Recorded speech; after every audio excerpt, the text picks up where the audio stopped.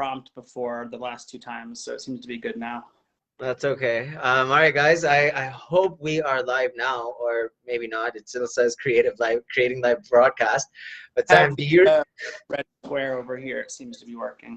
Seems to be live. All right. Looks like we are live. I guess we'll give a few minutes for people to join in. Let me just post in the group once more. Hey guys, we are live. I know Shona or somebody who's interested or whatever. Where? I don't see anyone. Oh, no, it was from earlier. Oh, yeah, okay. All right, well, let's give it a couple of more minutes. And I can see myself live in Facebook. It's so weird. Yeah, just slight delay, but yeah. Slight delay, yeah. Where is Shauna? I'm just waiting for her. She specifically requested that she wants to be on here. Cool. Yeah. No rush, man. I'm in no rush. Anything that can give me a break from we have got a viewer. Okay, I feel like that is Shauna. All right, man. Well, let's get going. Hi, guys. We've got a couple of viewers now. So, everybody, thank you for joining. This is Mr. Sam. He is live. Sam and I have been working together for just about 3 months now. And, you know, Sam lives in LA and he's a musician, DJ, producer, and a really good one at that. And Sam joined my group in the beginning when we were just getting started.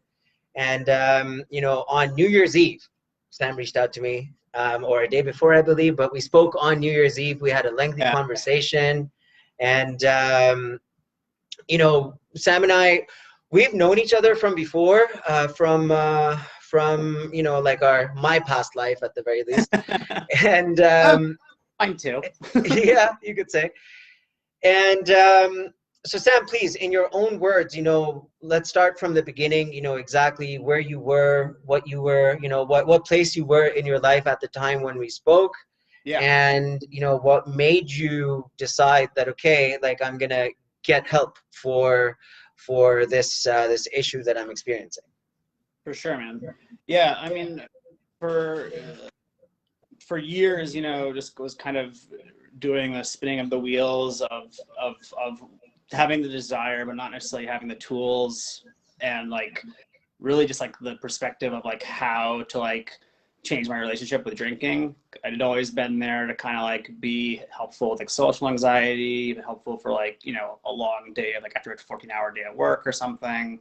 You know, it just became like a mindless, you know, habit basically. I wasn't really even questioning why I was doing it. It just was like part of my life. And it was causing me a lot of stress. And I think it was like subconsciously when I started thinking about it, I was like, yeah, it was giving me a lot of like kind of hidden stress, mainly about my health. You know, I was like, I don't want to be some guy 20 years from now with like with cirrhosis, you know, and, you know, all that. And, you know, it's with alcohol drinking, you know, it's all fun and games, but it's definitely a slow process of destroying oneself, I think. So yeah, I just kind of was like dead just tired of my relationship with it, and I just wanted some other way of dealing with it, and I just wasn't sure what to do about it. So that's kind of, it was this very serendipitous kind of funny moment where you were starting Hard Reset, and I was sort of getting the mindset of like, all right, I want to you know, change what I'm doing with my life a little bit, and it all kind of, that's kind of how things blossomed basically. That's awesome, man. So basically, you know, to put it in simple words, you were kind of just sick of it and wanted to. It's like, I think that, you know, you're not the first person to say this, but like, you know, the definition of insanity is like doing the same thing over and over and over again. So I think at a certain point, yeah, it's like, what's the point, you know? Yeah, no, for sure. I remember I was the same way when one day I finally woke up. I'm like, man, nothing changes. Like it's the same shit over and over. Like nothing, you know, there's no different outcome coming here. Like something needs to change. So Sam, what would you say at that time, December 31st? What was your, I know you and I have talked about this, but we've got, you know, some new members in the group. So what was your biggest fear at the time with the whole situation? I mean, from the get-go, and definitely going into the first and second month of everything with you, I think it was a classic like fear of the unknown, pretty much.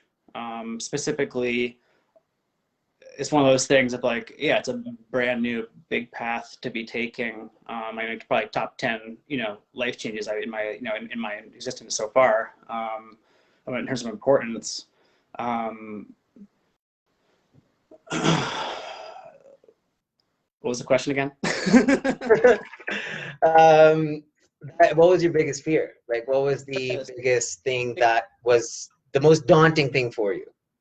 I think the most daunting thing was like just not knowing what to expect and like what to expect of myself. Like I even again like 2 months in, I was saying like I was like fearful of, all right, like what's my relationship going to be like with this, with alcohol down the road? Like am I gonna come back to it, or am I gonna leave it for good? Like all these big unknown questions, and fairly big at the time because my relationship was a daily or weekly imbibing kind of thing. So it's kind of like it was a big part of my life basically for unwinding and stuff. So yeah, the idea of change and what that change would mean and how I would live with that change.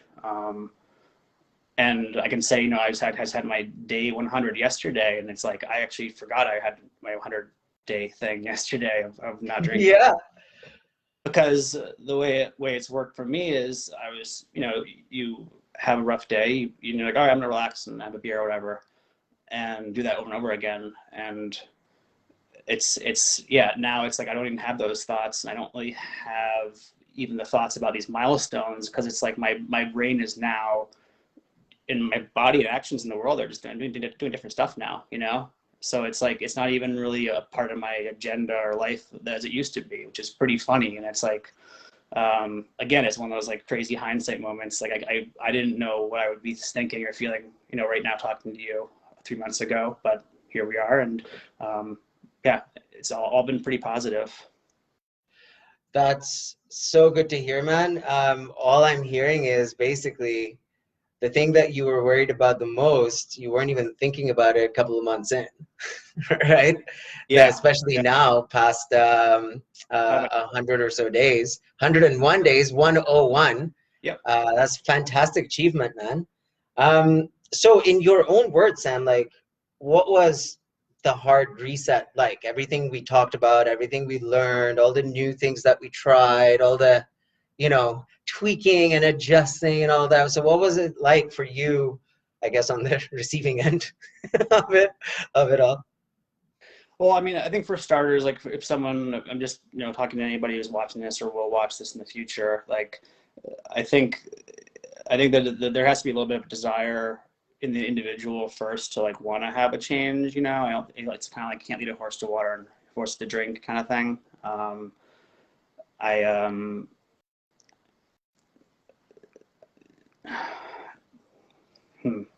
completely tread off again. Sorry. Sorry, I'm like so sleepy today. I guess I'll ask you a better question, easier question. No, you're fine. Yeah. What, overall for you as a person, as an individual, what's the biggest thing that the hard reset changed for you? Where did the hard reset have the biggest impact for you?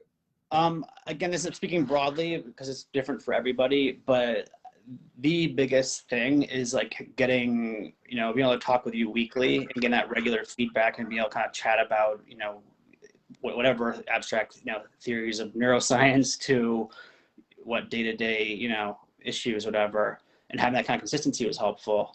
And you'll be able to check in with you and just chat about whatever. It was, absolutely invaluable.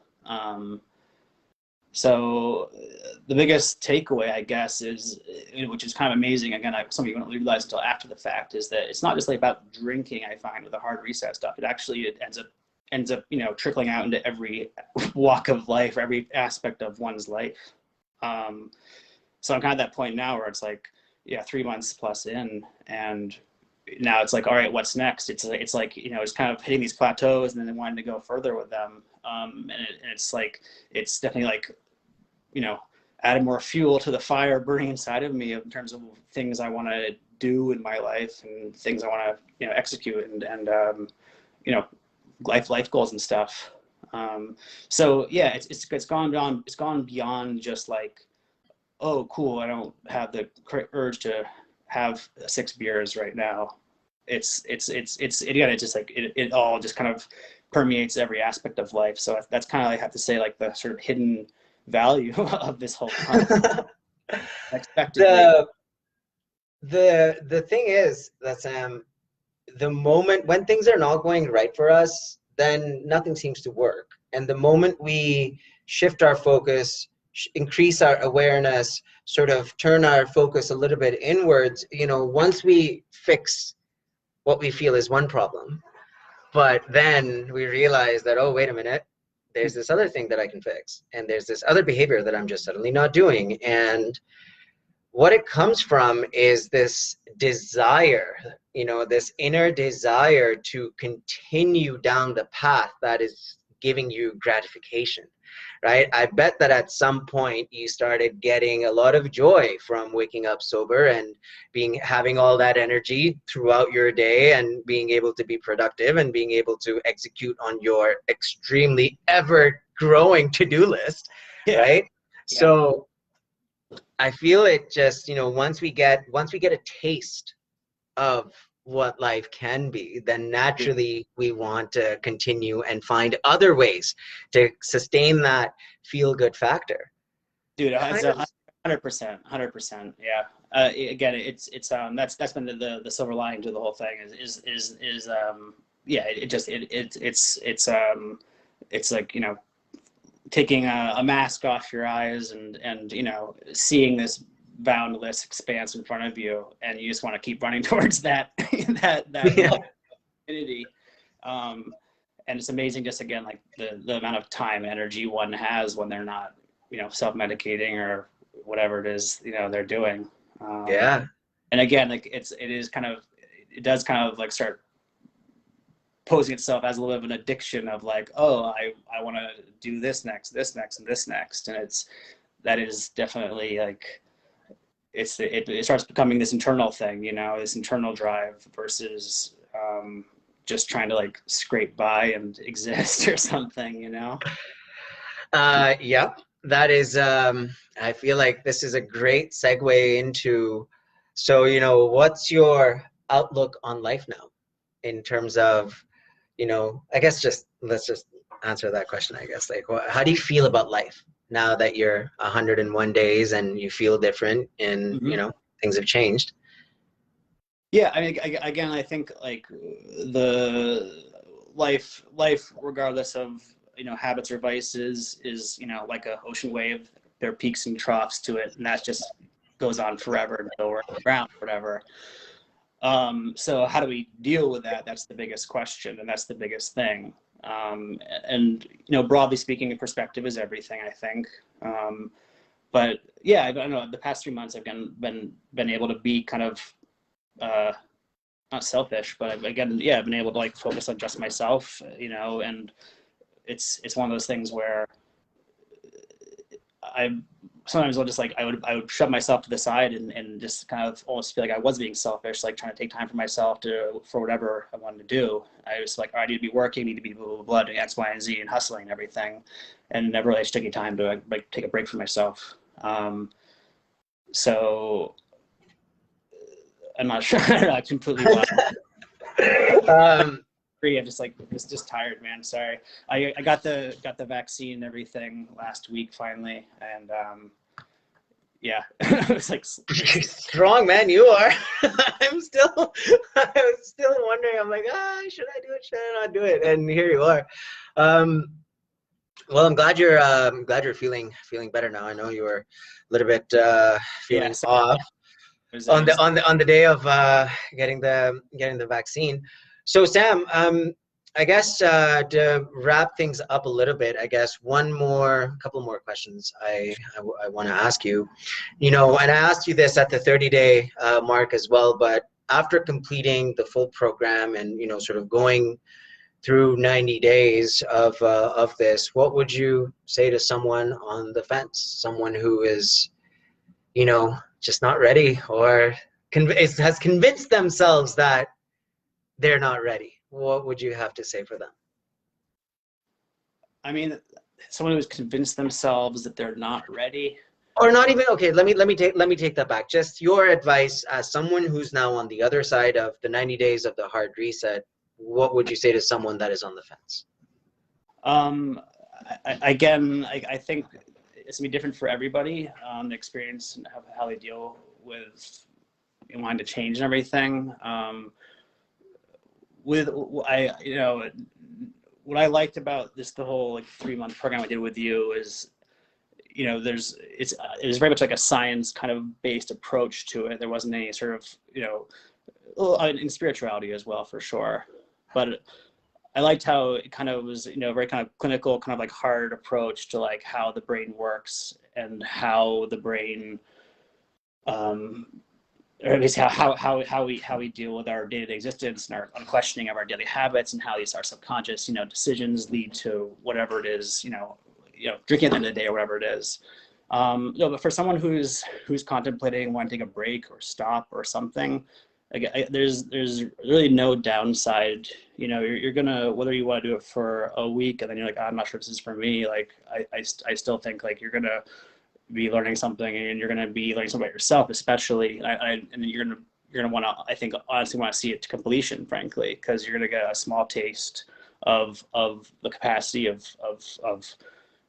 whoever you are, and it's like realizing you were more of a shell of a human being before, and why the hell would you go back to that? So I guess it's like, yeah, where I am now, I'm fairly happy on a daily basis, and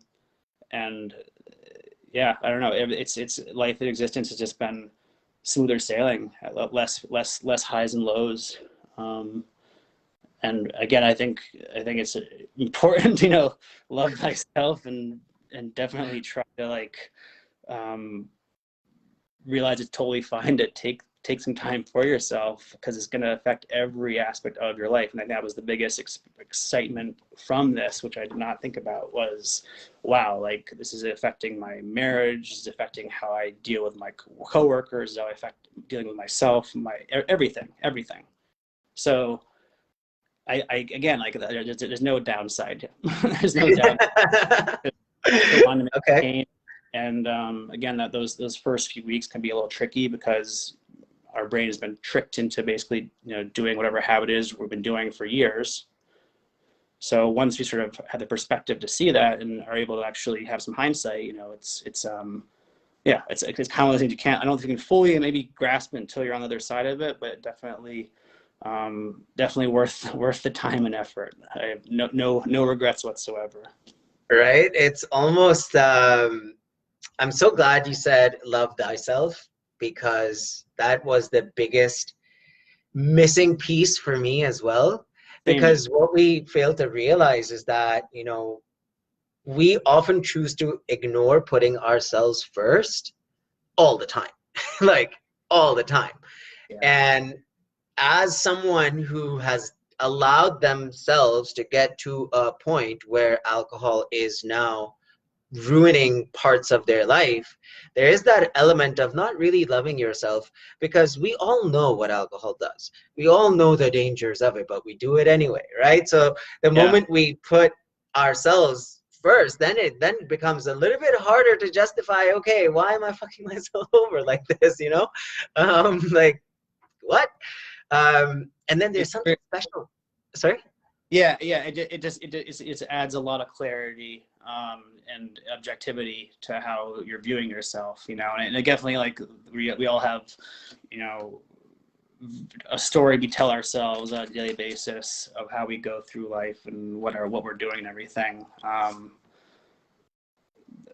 And I sad to say, I think there's many people out there that, tell themselves stories of being hopeless. There's nothing can change, and it's again, if you're like a full-blown alcoholic, it might be really harder and different for you, and everything. But again, like I don't know, and no downsides to this. Again, I just feel like that just, I don't know, give Hamza a shout, honestly.